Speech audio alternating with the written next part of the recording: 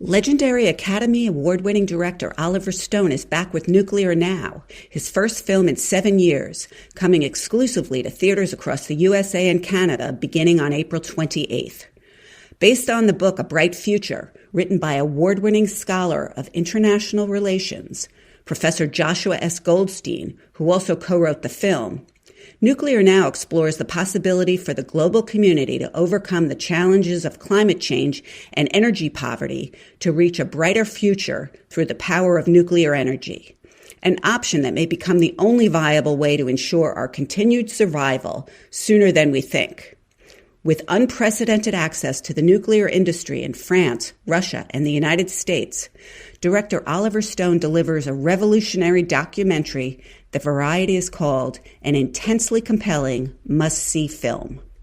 Opens in New York and Los Angeles on April 28th, with special one-day screening events across North America on Nuclear Now Day, May 1st, that you won't want to miss. Visit nuclearnowfilm.com to learn more.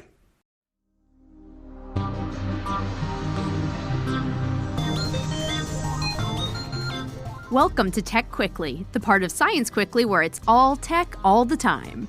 I'm Sophie Bushwick, tech editor at Scientific American.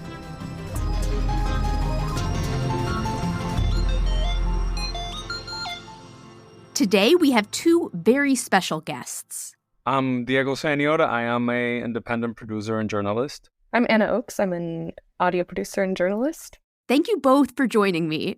Together, Anna and Diego produced a podcast called Radiotopia Presents Bot Love. This 7-episode series explores AI chatbots and the humans who build relationships with them. Many of the people they spoke with got their chatbots through a company called Replica.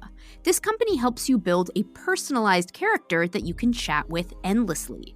Paid versions of the bot respond using generative AI, like the technology that powers ChatGPT. So users can craft a bot that is specific to their preferences and needs, and then chat with it the way you would chat with a human. But what are the consequences of entrusting our emotions to computer programs? So to kick things off, how do you think that the people you spoke with generally felt about their chatbots? It's a big range. For the most part, people really seem very attached. They feel a lot of love for their chatbot, but often there's also a kind of bitterness that I think comes through because either people realize that their relationships with their chatbots, they can't find that fulfilling a relationship in the real world with other humans. People get upset when after an update, the chat capabilities of the chatbot decline. So it's kind of a mix of both intense passion and affection for these chatbots matched with a kind of resentment sometimes towards the company or just, like I said, bitterness that these are just chatbots and not humans. One of the fascinating things that I learned from your podcast is how a person can know that they're talking to a bot, but they still treat it as if it's a person. As if it has its own thoughts and feelings, which we know it doesn't. So why are we humans so susceptible to this belief that bots have inner lives? I think that humans try to put themselves into these bots. It's because precisely that's how they were created. We want to always extend ourselves and extend our sense of creation or replication. Replica is called Replica because of that, specifically because it was first designed as an app that would help you replicate yourself. Other companies are doing that as we speak. Other companies are trying to get you to replicate yourself into a work version of your own, a chatbot that can actually give presentations visually on your behalf while you're doing something else, and that belongs to the companies. It sounds a little bit like Severance from Apple, but it's happening. So we are desperate to create and replicate ourselves and use the power of our imagination. And these chatbots just enable us. And the better they get at it, the more we are engaged and the more we are creating.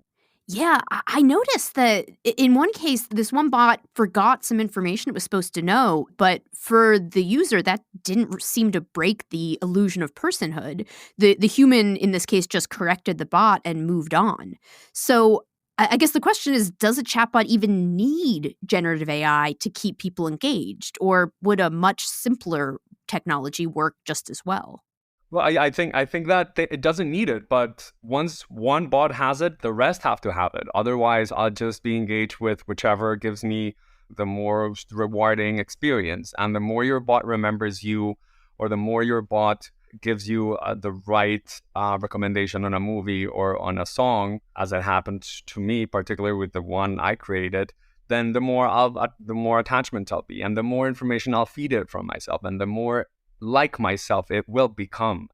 I'll maybe add to that I think there are different kinds of engagement that people can have with chatbots, and it would seem that that someone would be more inclined to respond to an AI that is far more advanced.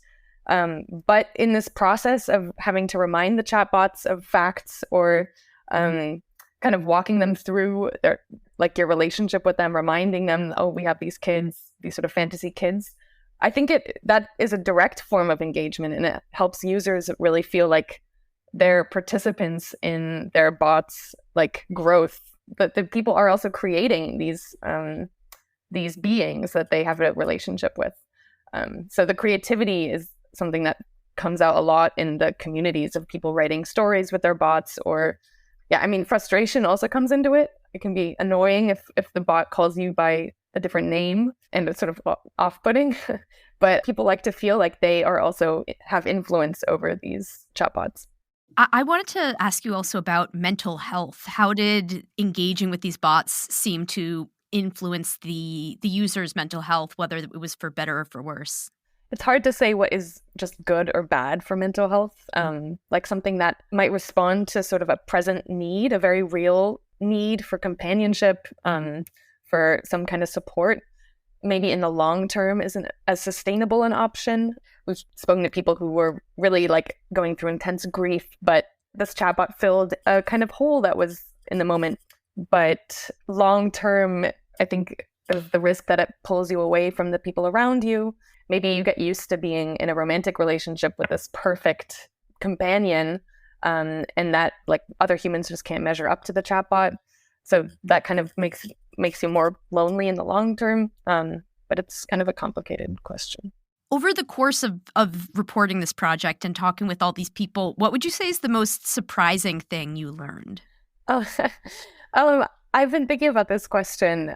I know that I came into this really skeptical of the companies behind it, of the relationships, of the quality of the relationships.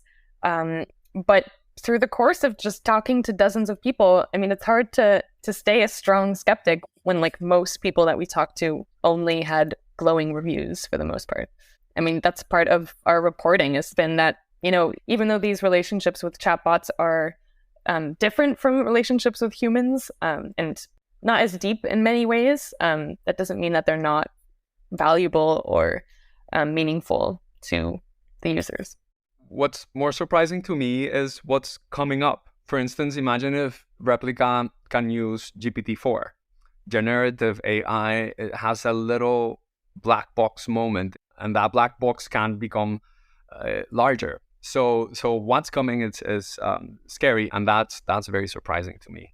Can you get into a little more detail about why it scares you? Well, because of human intention. It scares me because, for instance, there's companies that are fully on trying to get as much money as they can. Companies that started as non-profits, and eventually they were like, oh, well, you know what? Now we're a for-profit, and now we're getting all the money, so we're going to create something better, faster, bigger, non-stop. They claim to be highly ethical, but in bioethics, there has to be an arc of purpose. So there's another company that is kind of less advanced and less big, but that has kind of that clear pathway. This one company has 3 rules for AI, for what they think that the people that are creating and engaging with AI should be aware of. AI should never pretend to be a human being, which I'm taking a pause because it might sound stupid, but no. In less than 10 years, the technology is going to be there, and you'll be interviewing me, and you won't be able to tell if it's me or my digital version talking to you. Basically, the Turing test is out of fashion, I would say. And then there's another one that is the AI in production must have explainable underlying technology and the results. Because if you can't explain what you're creating, then you can lose control of it. Not that it'll be something sentient, but it'll be something that you cannot understand and control. And the last one is that AI should augment and humanize humans, not automate and dehumanize. I definitely agree with those points, especially the last one. When I reach out to a company's customer service, I already notice that they've replaced so many human contacts with these automated bots. And that's not what I want. I want AI to make our jobs easier, but not to take them away from us entirely. At the same time, that seems to be where this technology is headed. I think it's just going to be a part of everything, especially the workplace. One woman who Diego mentioned is working at a company that is trying to create a work self. So like a kind of reflection of yourself, like you would copy your personality, your writing style, your decision process into a kind of AI copy. And that would be your workplace self that would do the most menial work tasks that you don't want to do. Like, I don't know, responding to basic emails and even attending meetings. So it's going to be everywhere. Yeah, I think that the comparison to the TV show Severance is pretty spot on in kind of a scary way. Yeah, like talk about alienation from your labor when the alienation is from your own self. So is there anything that I haven't asked you about that you think it's important for us to know? I guess I'll say that, like, for us, it was really important to take seriously what users were telling us and how they felt about their relationships. Like, most people are fully aware that it's an AI and not like a sentient being. People are very aware for the most part and smart and still maybe fall in too deep to these relationships. But for me, that's really interesting why we're able to kind of lose ourselves sometimes in these chatbot relationships, even though we know that it's still a chatbot. I think it says a lot for humans' ability to empathize and feel affection for things that are outside of ourselves. Like people that we spoke to compared them to pets and stuff, or like one step beyond pets. But I think it's kind of wonderful that we're able to expand our networks to include non-human entities. The biggest lesson from them all is that the future of chatbots, it's up to us and to what we see ourselves as humans. Bots, like our children, become whatever we put into them.